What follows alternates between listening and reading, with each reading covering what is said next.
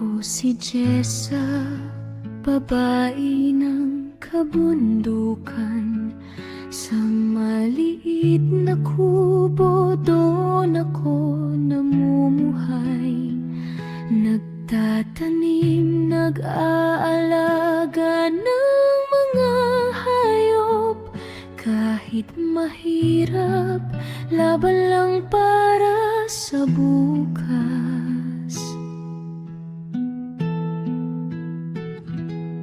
Pag-akyat sa niyog ang hanap buhay. Sa bawat akyat ng puno, pagod ay kinakaya.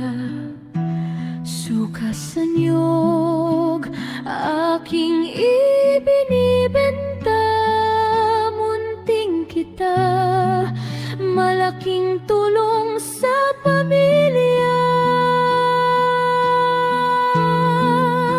Sa hirap ng buhay, hindi ako sumusuko.